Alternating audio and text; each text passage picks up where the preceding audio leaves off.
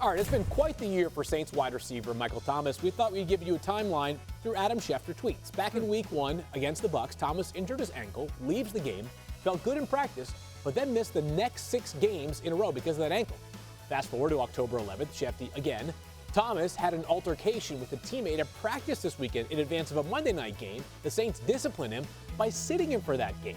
All the way in January 19th, Saints wide receiver Michael Thomas is likely to have surgery on both the torn deltoid and other injured ligaments in his ankle this offseason. And then earlier this summer, it was reported that Thomas did not get the surgery until June of the offseason, which means he will miss the start of this season, at least part of it most likely. He takes to Twitter this morning and shares a quote. Here's what it says. They tried to damage your reputation. You saved theirs by not telling your side of the story. Read into that what you will, or we can just ask Schefter himself. So, Schefter, a bizarre situation perhaps brewing in New Orleans. What more can you tell us about the dynamic between the Saints and Michael Thomas right now?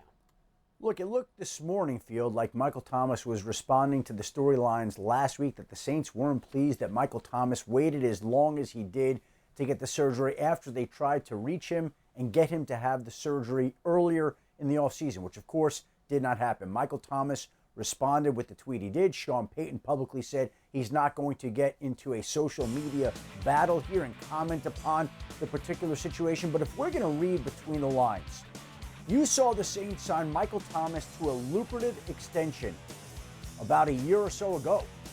And now they're in a situation where the luster's come off, where he hasn't played, he hasn't produced.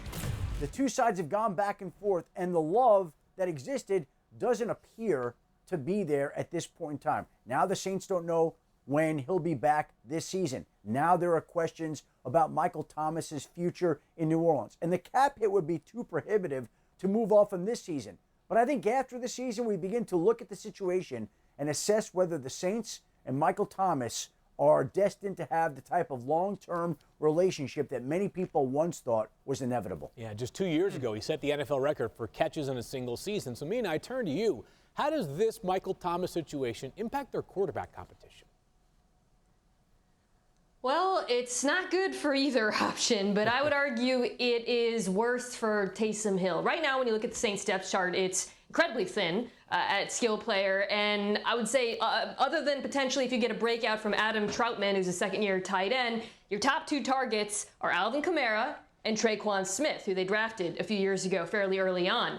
When you look at what Taysom Hill did last year in this offense, he barely targeted Alvin Kamara, who was as quiet as he's been in a while, particularly, I think, because Taysom is more likely to check it down to his own feet. And Traquan Smith did get a few targets, but the case for him breaking out would be as a deep threat. He can stretch the field.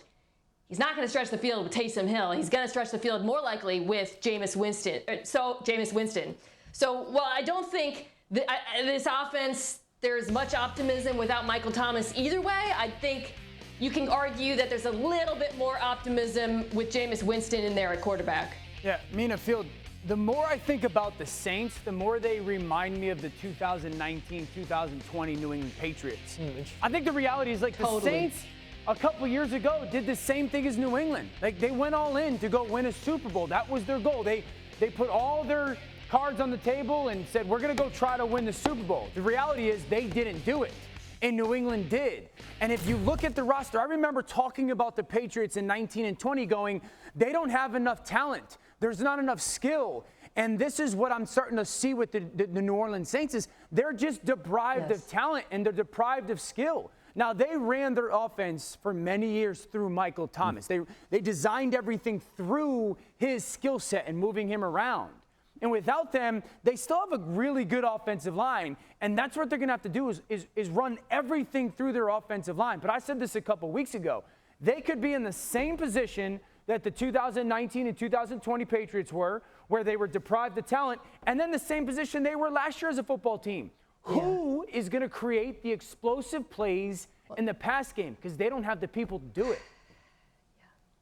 Yeah, and the first of all, that comparison is so accurate, right? Because similarly to the Patriots last year, with the Saints, you've got a deficit of talent at skill player, what should be a good run game, a very good offensive line, which New England had, and some question marks on defense. Right. Now, of course, they didn't The Saints don't have the sort of opt-outs that the Patriots did last year, and they don't have those losses in free agency, but they've got some losses in free agency. Like, this Saints defense is not as talented as they were last year. And more importantly, Dan, what they lack is depth. If they lose a cornerback or one of those pass rushers, or notably defensive tackle, where they had a lot of losses in free agency, that's a big problem for this defense, and they are counting on this defense to carry the team. Yeah, and it's almost like reputation is greater than the results.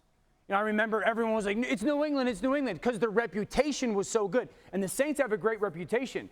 But I think there's a chance that the results don't match up with what is expected and or their reputation that has become synonymous with New Orleans. Well, as we know, a little over a month until the Saints kick off their regular season. You can bet that their GM, Mickey Loomis, will be aggressive in finding ways to round out this roster that right now looks on paper imperfect.